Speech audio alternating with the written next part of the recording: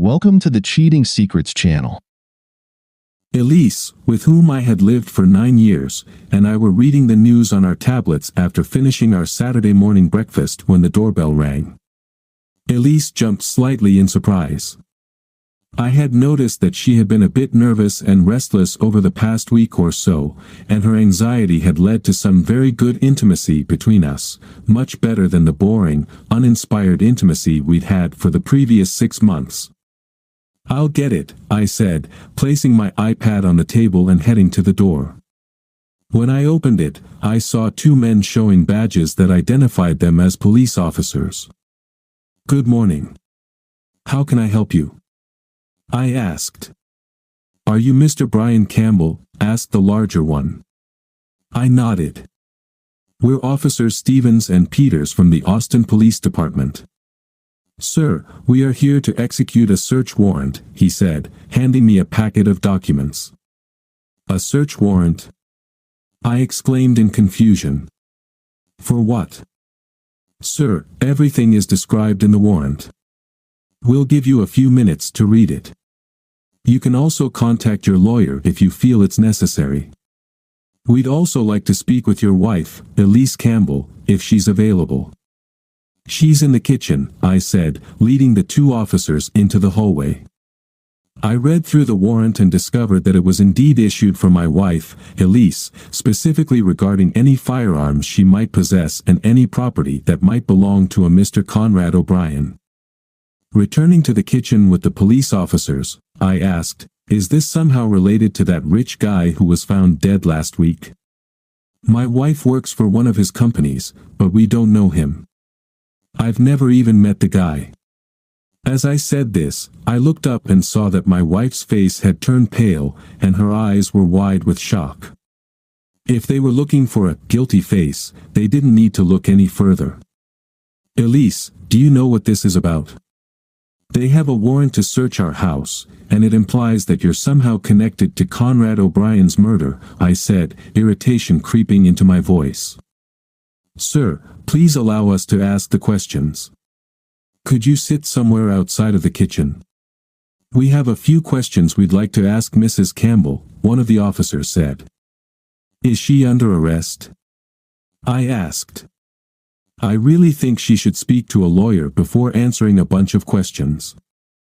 "Elise, do you want me to call my lawyer and see if he can find someone to represent you?" "Yes, please," Elise said quietly, tears beginning to well up in the corners of her eyes. "That's certainly her right," one of the police officers said. "Why don't we schedule an interview for next week? Right now, we're just gathering evidence, and no one is under arrest. In fact, we'd also like to have a conversation with you, Mr. Campbell. We can do that at the station at the same time as your wife's interview. Of course, you have the right to legal representation during the interview, if you wish.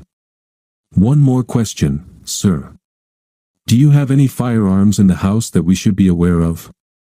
First of all, I'm happy to talk to you here, not at the station. I've never met O'Brien, and I have nothing to hide. Secondly, yes, I have a few pistols, all of which are locked in my gun safe, except for one in the drawer of my bedside table. Could Officer Peters accompany you to retrieve the pistol from the bedside table, and then could you open your gun safe so we can take a look?" Understanding that I didn't have much of a choice and wanting to appear cooperative, I replied, "Of course, follow me. It's right this way," and led Officer Peters to the master bedroom. Once there, I pointed to my bedside table. "It's in the top drawer." Wearing gloves, Officer Peters opened the drawer and carefully removed my Taurus Judge, using an evidence collection rod, and placed the pistol in a collection bag. "Thank you, sir. Could you now please show me to your gun safe?" "Certainly. This way," I said, leading him to my office. Once inside, I entered the combination and opened the large, heavy door of the gun safe. "Sir, we're going to take all firearms to our lab for testing. Before we leave, we'll issue you a receipt for the items we confiscate. Once everything has been checked, your property will be returned." All right, I said, realizing I had no other option. Peters spoke into a small microphone. Michaels, I need you and your team to come here and start inventorying the owner's firearms. Got it, boss. Be right there, I heard a voice respond from the speaker. Moments later, Michaels and his team were in my office with containers and bags, ready to inventory and collect the weapons. I glanced at Peters, who nodded and then cleared his throat. All right, guys, we're here to search the premises for any items listed in the warrant. Specifically, we're looking for any additional firearms. Michaels will assign each of you a search area. Let's get to work. Over the next few hours, the team dispersed and thoroughly searched our house and the 2 cars we had parked in the garage.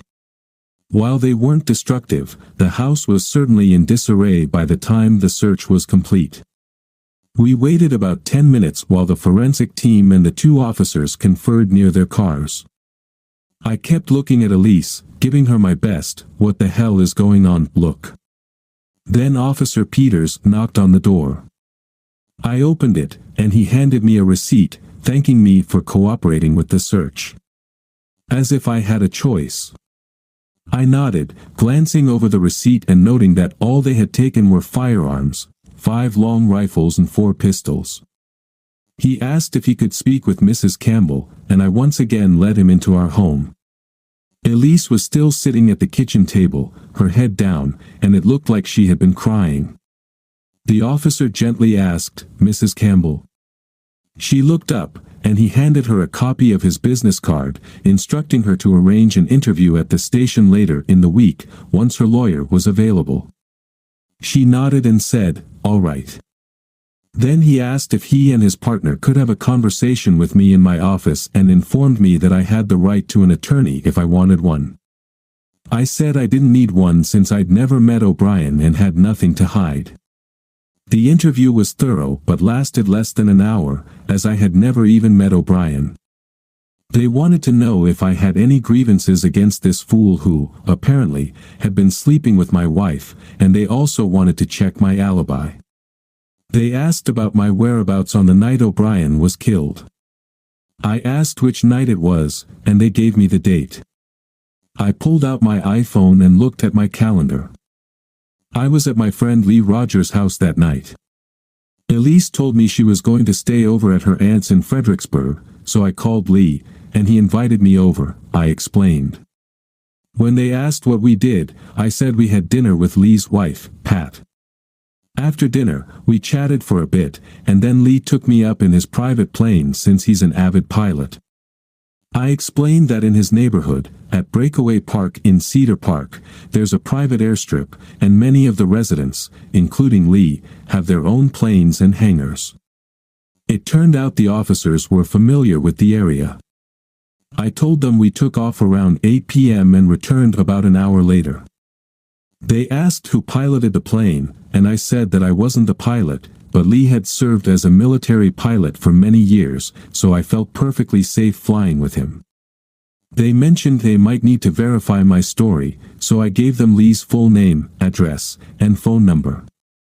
Later, I talked to Lee and learned that the police had interviewed both him and Pat at their home, and they both confirmed my story. They also provided the police with surveillance footage they got from their HOA. The footage was from a camera aimed at the airstrip, showing planes taking off and landing. The video confirmed that Lee's plane took off at 8:05 p.m. and returned at 9:15 p.m. The police thanked me for my cooperation and left. I returned to the kitchen and spoke to my wife. What the hell does all this mean? You work at one of his companies, but I never thought you had anything to do with that scumbag O'Brien. What the hell is going on, Elise? Were you having an affair with that idiot?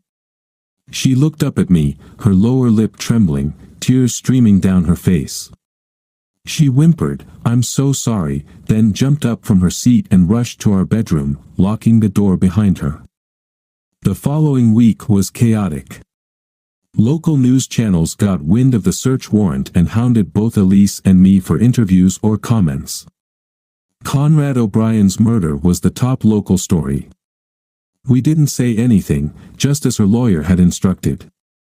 My attorney referred Elise to Ted Walker, a local criminal defense lawyer.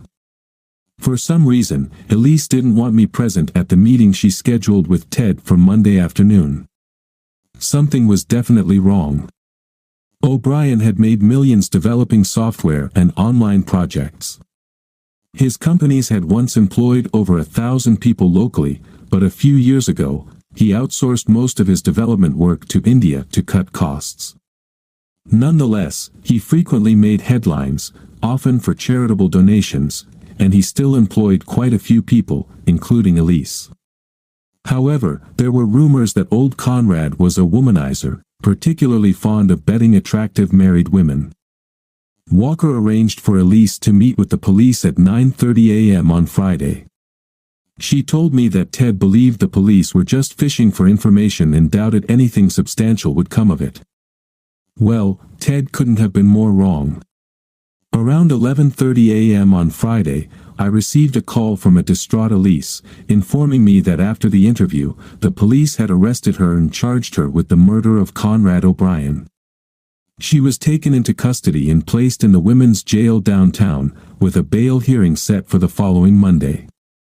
I asked if I could attend the bail hearing, but I was told it was closed to the public. Late Monday evening, Elise called me, and it sounded like she had been crying. She said her bail had been set at $500,000 and asked if I could post it for her. Since I had never been involved with the criminal justice system before, I Googled bail and found out that a bail bondsman typically charges a non-refundable fee of 10% of the bail amount. Damn, that's $50,000 we'd never get back.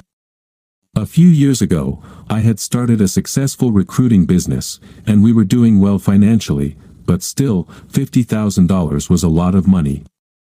I told her that before I handed over that kind of cash, I wanted to meet with her, and she needed to be completely honest with me about what was going on. She agreed. I suppose she didn't have much choice if she wanted my cooperation. Walker set up a meeting for us in the jail's interrogation room and said he'd be there to explain everything.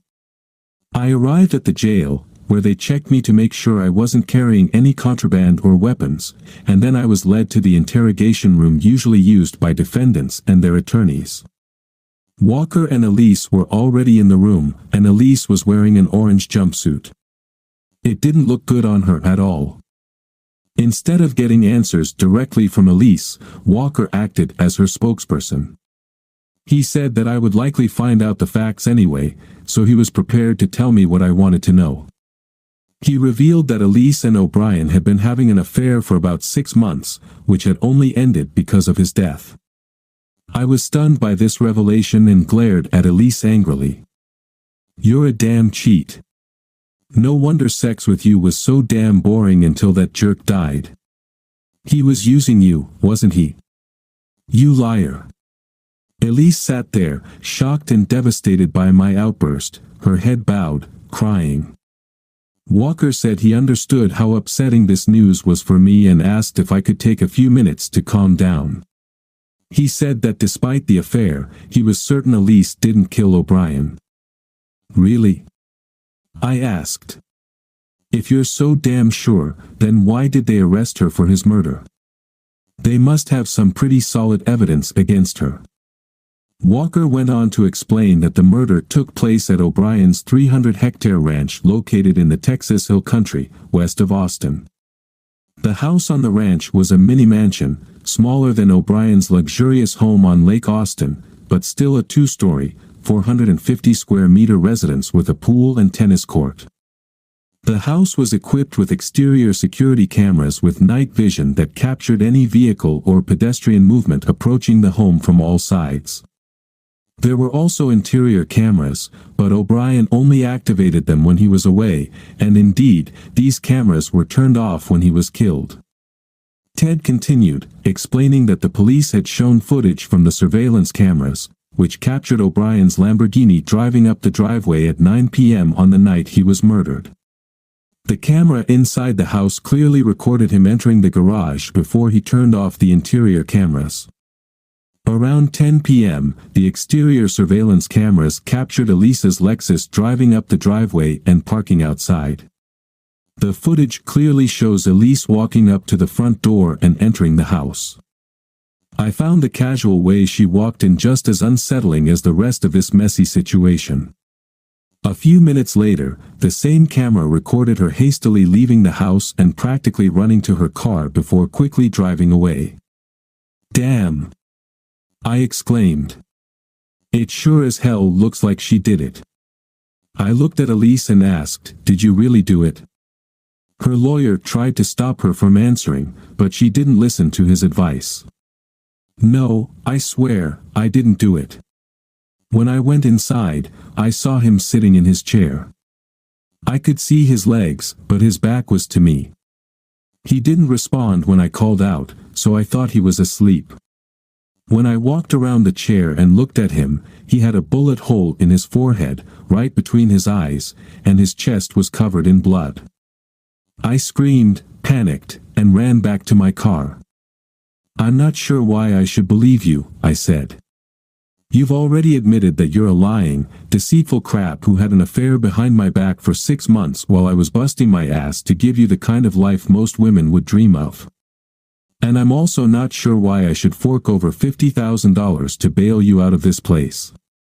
Walker tried to bring some much-needed calm and logic to the conversation. He explained that since we were in a community property state, half of our money belonged to Elise, and they could get those $50,000 with or without my help. In the end, I gave in and agreed to cooperate, but I made it clear to Elise that regardless of my cooperation, we were done.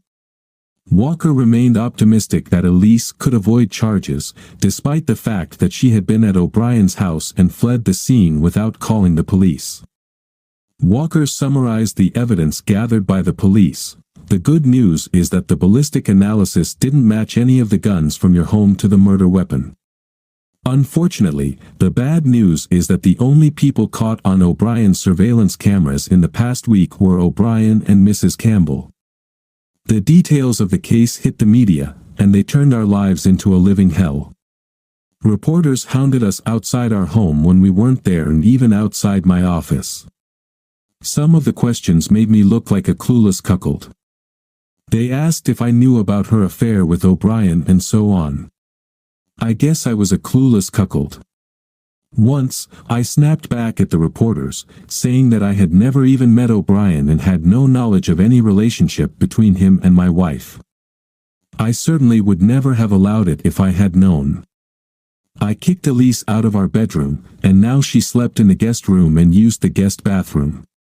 She told me that Walker said we needed to appear as a united couple to avoid further damaging public opinion, which might affect potential jurors. Get lost, Elise. Now that your boyfriend's dead, you want to be a united couple. Where was this united attitude when you ditched me to sleep with that scumbag? You know, after hearing Walker lay out the prosecution's evidence, I'm convinced you did it. You're not just a sneaky cheater, you're a cold-blooded killer.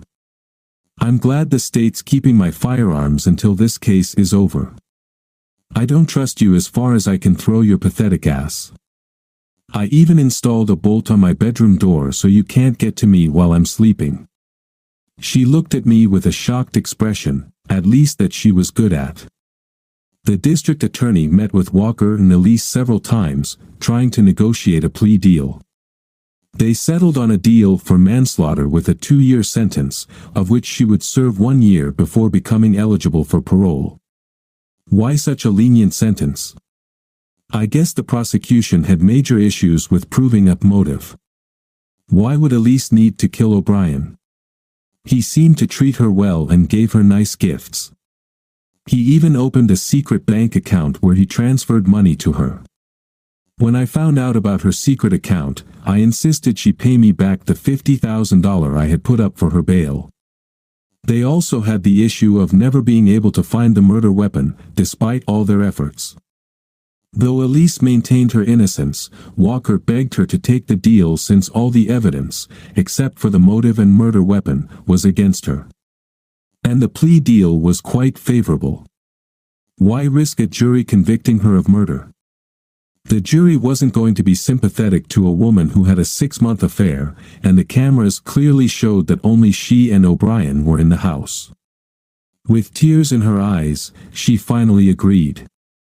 A week later, the judge approved the plea deal, ordering Elise to report to the women's prison in 2 weeks. As we left the courtroom, I handed her my divorce papers. Nothing feels better than hitting a cheater when she's down. The day before she was due to report to prison, Elise asked if I could sit down and talk with her. She disgusted me, and I really didn't want to speak with her, so I told her I'd talk if she agreed to sign the divorce papers afterward. She agreed, and I arranged for my lawyer to come to our house at 7 p.m. with a notary. The divorce was a standard 50-50 split, except she didn't get any share of my business or any spousal support, or maintenance, as it's called in Texas. The joint assets also included the $250,000 in her secret account, gifted to her by O'Brien. I didn't care that it was dirty money. It worked just like any other money and helped ensure she didn't cling to my assets. My lawyer and his notary will be here in an hour. After that, you'll agree to sign the papers, right?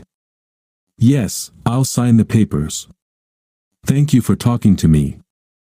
I wanted to tell you that I'm really, really sorry for ever getting involved with Conrad. I was in a tough spot, and you were working a lot.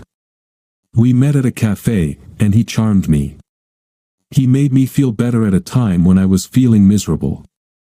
But that's no excuse. I knew who he was, and I knew he owned the company I worked for. I had also heard rumors that he was a womanizer with a reputation for going after married women. I have to admit, I felt flattered that he pursued me. You're a beautiful woman, and I'd be surprised if he hadn't made a move on you, I said, to which she gave a small, appreciative smile at the compliment. I also wanted you to know that I never stopped loving you, even while I was seeing him. Even though I was sleeping with Conrad, I never truly loved him, and I knew our affair would end sooner or later. It sounds crazy, but I really thought I could have 2 men, at least for a while.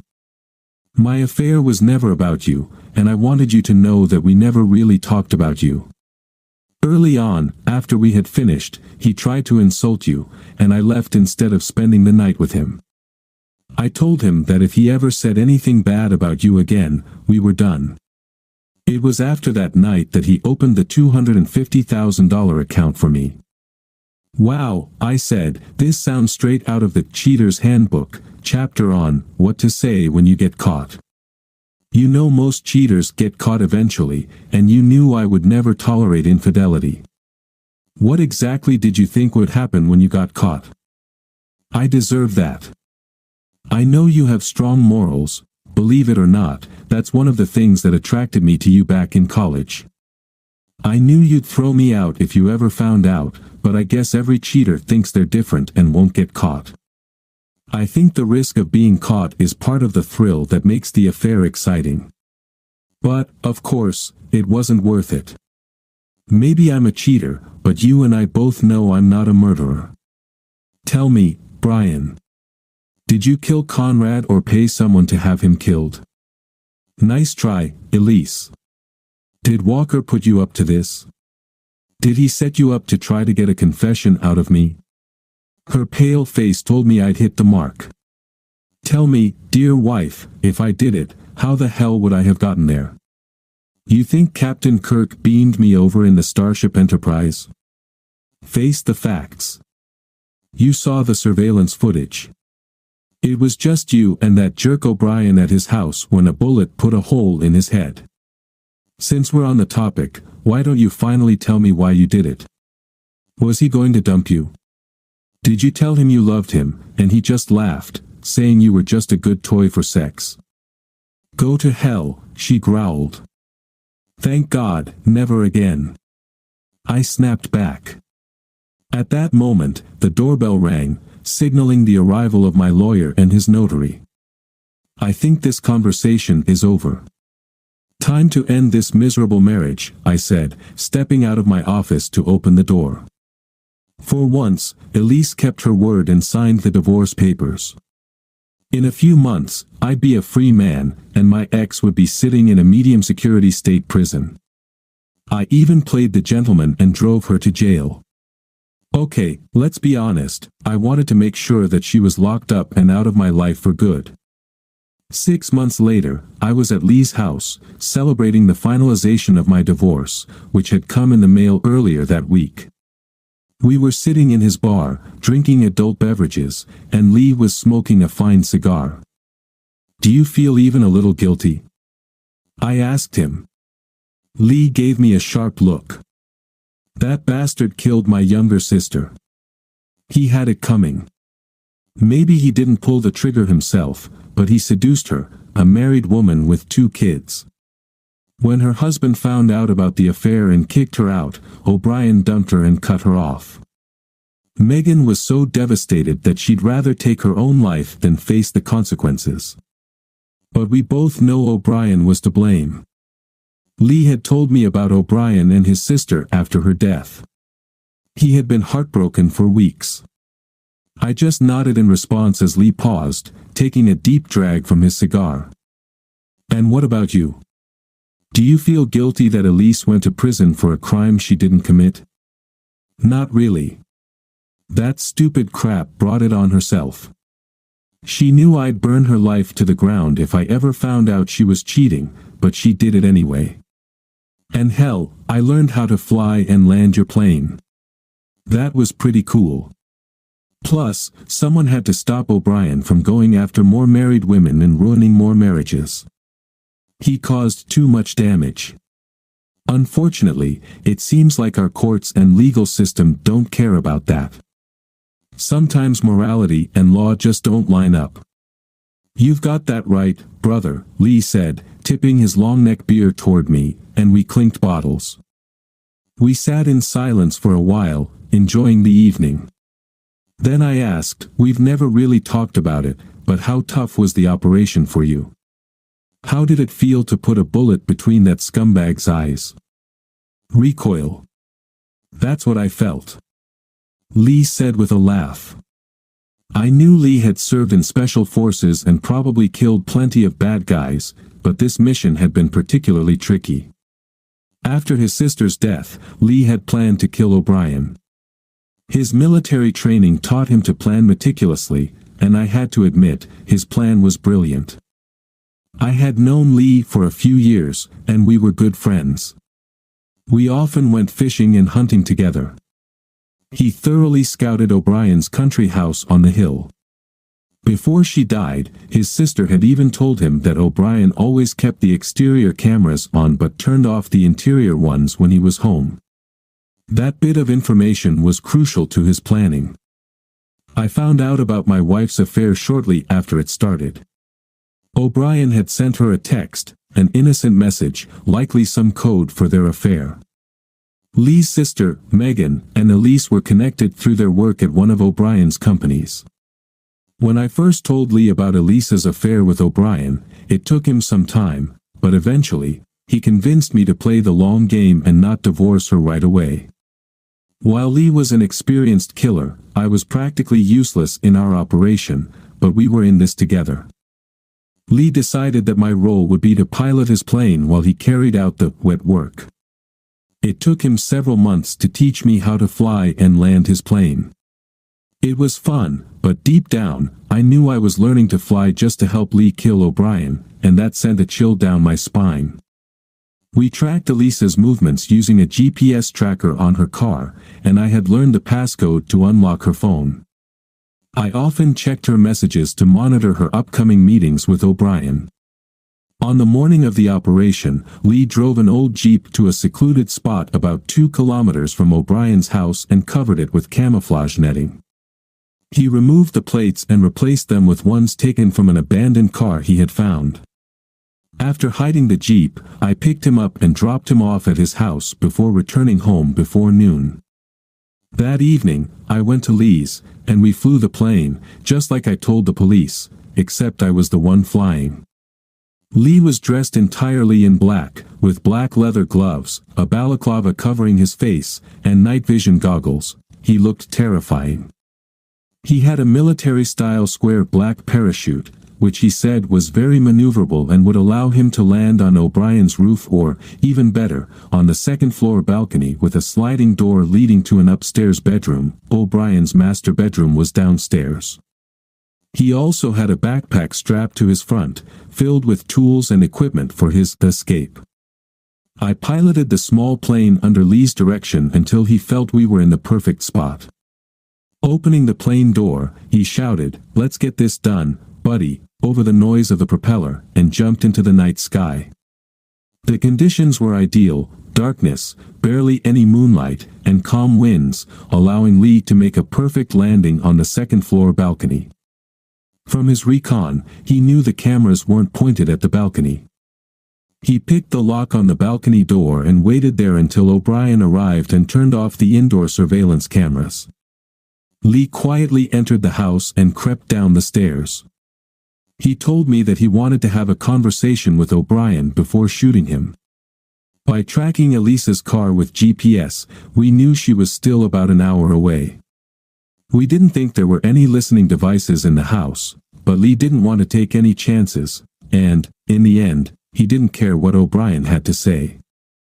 He found a spot where he could watch O'Brien and waited for him to sit down, as he didn't want his target to panic and run outside. Once the bastard sat in his chair, Lee appeared, pointing a gun at O'Brien's head. To say O'Brien was shocked and terrified would be an understatement. At first, Conrad thought he was the victim of a home invasion and quickly offered the masked man money and valuables. With the gun still aimed at O'Brien's head, Lee calmly approached him and whispered in his ear, "This is for Megan."